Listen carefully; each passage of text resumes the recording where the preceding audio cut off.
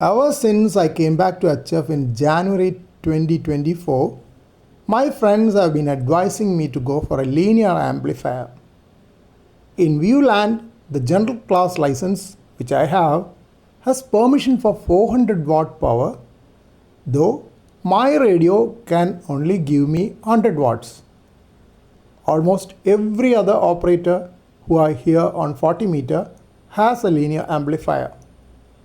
Then what is it that prevents me from going for a linear RF amplifier to boost my signals?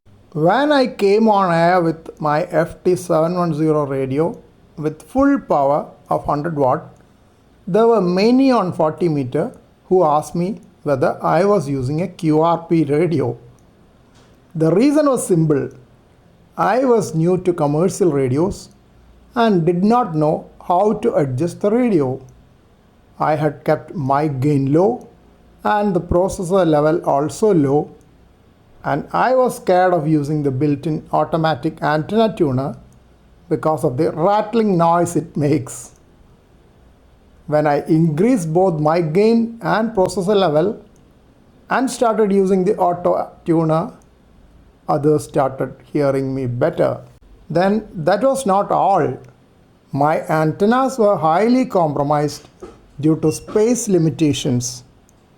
I started experimenting with different orientations for my 40 meter antenna as well as different types of mounting.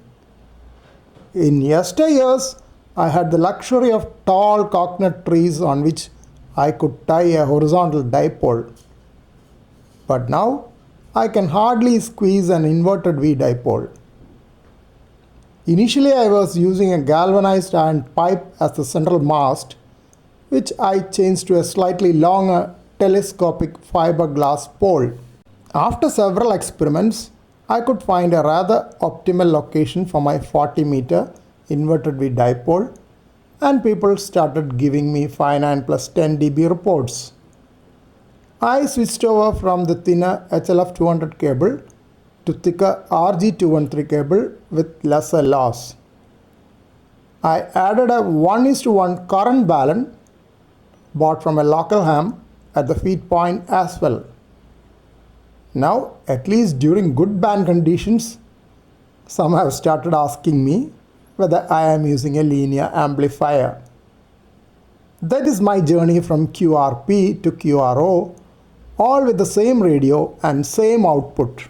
With the current setup, I do not think I have much scope for improving my signals unless I go for a beam or a linear amplifier, as the inverted V dipole has been somewhat optimized to the maximum for my QTH.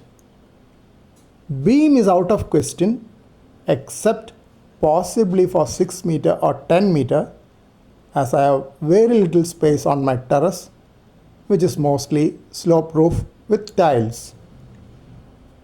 The most important reason why I am not going for a linear amplifier now is the high level of noise in my radio most of the time. S9 noise level is the norm on 40 meter and 20 meter. With such high noise levels, I struggle to hear DX stations most of the time. If I am able to hear a station well, most of the time I am able to work them as well, though reports are not that encouraging. So next I have to experiment with loop antennas or separate RX antenna to reduce the noise levels. Otherwise, even if a linear amplifier improves my signal report 1 or 2 S points at the other end, I will miss out many stations who are likely to call me back. Another reason which prevents me from buying an expensive linear amplifier is the need for an additional external antenna tuner, which will add on to the budget. The built-in automatic antenna tuner in my FT710 will be disabled if I connect a linear amplifier. With all the constraints I have for antenna mounting, working without an antenna tuner is out of question. Maybe when solar cycle 25 starts going down and my signals fade off, I may be forced to buy a linear amplifier and external antenna tuner to remain on air.